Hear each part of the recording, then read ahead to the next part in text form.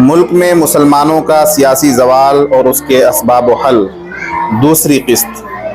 आइए कुछ नज़र उन सियासी जमातों पर डालते हैं जिनका पहले कोई वजूद नहीं था और न कोई नामो निशान, लेकिन एक सोच, एक इत्तिहाद, एक सियासी नज़रिए ने उन्हें ज़मीन की पस्तियों से आसमान की बुलंदियों तक पहुंचा दिया। समाजवादी पार्टी 1992 से पहले उत्तर प्रदेश में यादवों की कोई मजबूत सियासी जमात नहीं थी। मुलायम सिंह यादव ने साबिक वजीर आजम वीपी सिंह की पार्टी जनता दल से रिश्ता तोड़कर चंद्रशेखर की समाजवादी जनता पार्टी में शमूलियत इख्तियार की, लेकिन चंद्रशेखर के साथ भी उनकी नहीं बन सकी और उन्होंने बहुत जल्द अपनी पार्टी बनाने का ऐलान कर दिया। चुनांचे मुलायम सिंह ने 1992 में नई पार्टी बना डाली, जिसमें मुलायम खुद पार्टी के बानी और सदर बने, जबकि जनेश्वर मिश्र नायब सदर, कपिल देव सिंह और आजम खान पार्टी के बड़े लीडर करार दिए गए और मोहन सिंह को तर्जमान बनाया गया। उत्तर प्रदेश के यादव बिरादरी को मुत्तहिद करने के साथ साथ मुलायम सिंह कुर्ता पाजामा और टोपी लगाकर सूबे के मुसलमानों को भी अपनी तरफ माइल करने में कामयाब हो गए, जिसका नतीजा ये हुआ कि बहुत जल्द यूपी में उनकी पार्टी ने जोर पकड़ा और मुलायम सिंह वजीर आला बने। एक या दो बार नहीं बल्कि तीन बार उन्हें वजीर आला का मनसब हासिल हुआ और फिर 2012 के सूबाई इंतखाबात में समाजवादी पार्टी ने 224 सीटें हासिल करके एक तरफा अक्सरियत हासिल की और मुलायम सिंह के बेटे अखिलेश यादव को वजीर आला बनने का मौका मिला। बहुजन समाज पार्टी इसी उत्तर प्रदेश में इससे भी पहले बनाई गई बसपा या बीएसपी यानी बहुजन समाज पार्टी बनी, जिसकी बुनियाद काशीराम ने 14 अप्रैल 1984 को रखी थी। बहुजन समाज पार्टी के नेता काशीराम ने दबे कुचलों के हालात से आगाही हासिल करने के लिए मुल्क के अक्सर खित्तों का दौरा किया और फिर एक दो तंजीमें बनाकर आखिरकार सियासी पार्टी बनाने का फैसला किया।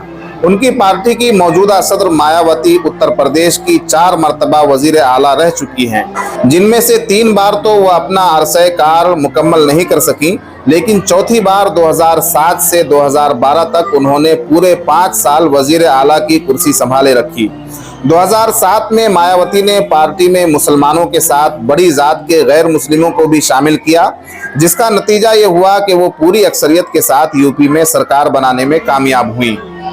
राष्ट्रीय जनता दल बिहार की सियासत में अपनी छाप पैदा करने वाले लालू प्रसाद यादव ने 5 जुलाई 1997 को जनता दल से अलग होकर राष्ट्रीय जनता दल के नाम से एक अलग पार्टी बना डाली। पार्टी बनाने के वक्त उन्होंने बहुत जोर शोर से ये बात कही थी कि ये पार्टी समाजवाद यानी अवामी फलाह बहबूद को बढ़ावा देगी। हालांकि अगर देखा जाए तो राजद की अब तक की सियासत में समाजवाद से ज्यादा परिवारवाद को ही बढ़ावा दिया गया है। लालू यादव मार्च 1990 से लेकर जुलाई 1997 तक बिहार के वजीर आला के मनसब पर फाइज रहे। उनकी अहलिया राबड़ी देवी को भी बिहार की वजीर आला बनने का मौका मिला। उनके बेटे तेजस्वी यादव 2 मरतबा नायब वजीर आला बनाए जा चुके हैं। उनके दूसरे बेटे तेज प्रताप भी नीतीश सरकार में वजीर रह चुके हैं। जनता दल यूनाइटेड जनता दल से टूटकर बनने वाली पार्टियों में एक और नाम जनता दल यूनाइटेड का है, जिसकी बुनियाद 30 अक्टूबर 2003 में रखी गई और जिसके पहले सदर शरद यादव बने। जदयू और भाजपा के इत्तेहाद ने 2005 के बिहार असेंबली इंतखाबात में राजद की रहनुमाई में इलेक्शन लड़ने वाले इत्तेहाद को शिकस्त दी और नीतीश कुमार बिहार के वजीर आला बने।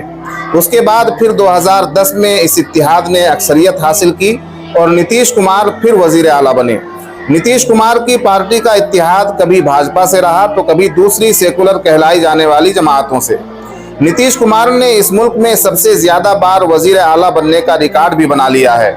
उन्होंने सियासत के इस सबक को अमली अंदाज में लोगों के सामने वाज़ेह किया है कि यहाँ कोई किसी का देर तक न दोस्त रहता है और न कोई दुश्मन।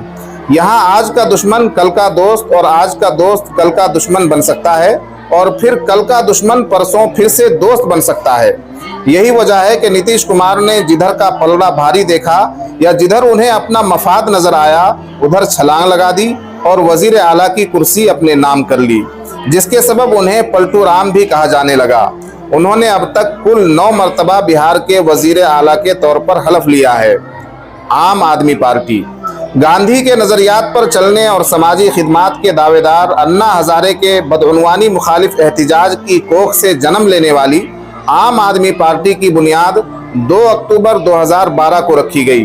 अन्ना हज़ारे के एहतिजाज में अहम किरदार अदा करने वाले अरविंद केजरीवाल, प्रशांत भूषण, योगेंद्र यादव, शाजिया इल्मी और आनंद कुमार जैसे लोग इस पार्टी की बुनियाद रखने वालों में शामिल हैं।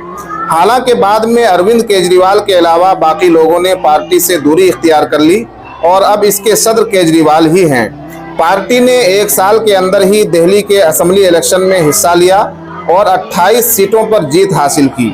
70 सीटों वाली असेंबली में अक्सरियत से दूर रहने वाली आम आदमी पार्टी ने कांग्रेस के ताउन से अपनी हुकूमत बनाई, लेकिन ये हुकूमत तकरीबन 49 दिन ही चल पाई। दिल्ली में 2015 में फिर से असेंबली का इलेक्शन हुआ, जिसमें केजरीवाल की पार्टी ने सबसे बेहतर रिजल्ट हासिल किया और 70 में से 67 सीटों पर जीत दर्ज कराई और भाजपा को सिर्फ 3 सीटें मिल सकीं, जबकि कांग्रेस 0 पर आउट होकर मैदान असेंबली से बाहर हो गई। 2020 के असेंबली इलेक्शन में आम आदमी पार्टी ने फिर से 2015 की तरह कामयाबी का मुजाहरा किया और इस बार 62 सीटों पर जीत हासिल करके वजीर आला की कुर्सी महफूज की गई, जबकि भाजपा को इस बार 8 सीटें हासिल हुई और कांग्रेस फिर से अपना खाता खोलने में नाकाम रही। इसी तरह पंजाब के असेंबली इलेक्शन में भगवंत मान की सदारत में आम आदमी पार्टी ने इलेक्शन लड़ा, जीत हासिल की और हुकूमत बनाने में कामयाब हुई। बहुत कम वक्त में आम आदमी पार्टी ने बहुत अच्छा मुजाहरा किया और हैरत अंगेज कामयाबी हासिल की। इनके अलावा भी दीगर छोटे छोटे सूबों में बहुत सी छोटी छोटी पार्टियां बनी और बनने के बाद बहुत जल्द वजीर आला की कुर्सी तक रसाई हासिल करने में कामयाब हुई। ये चंद मिसालें इसलिए दी गई हैं कि इन सब ने मुसलमानों को सहारा बनाकर अपना मुकम्मल सफर तय किया है। यूपी में सपा हो या बसपा, अगर मुसलमान उनका साथ न देते तो न मायावती कभी वजीर आला बन पाती और न मुलायम और अखिलेश कभी वजीर आला की कुर्सी तक पहुंच पाते।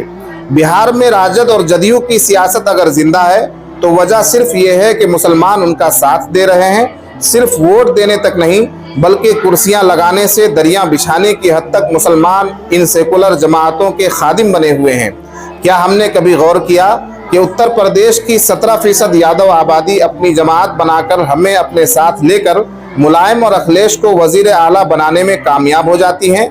13% दलित आबादी हमारी हिमायत हासिल करके मायावती को वजीर आला बनाने में कामयाब हो जाती है, जबकि इसी उत्तर प्रदेश में मुसलमान तकरीबन 22% होकर भी सिर्फ दूसरों की हिमायत और दरी बिछाने और झंडा उठाने के काम में लगा हुआ है।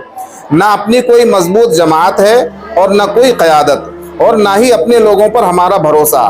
बिहार में 14% यादव अपनी सियासी जमात बनाकर मुसलमानों को अपने साथ लेकर अपनी हुकूमत बना सकते हैं, तो क्या इसी बिहार में 18% मुसलमान अपनी जमात बनाकर दलितों, आदिवासियों और महरूम तबकों को अपने साथ लेकर अपनी हुकूमत बनाने में कामयाब नहीं हो सकते? अगर हिम्मत करे फिर क्या नहीं इंसान के बस में, यह है कम हिम्मती जो बेबसी मालूम होती है।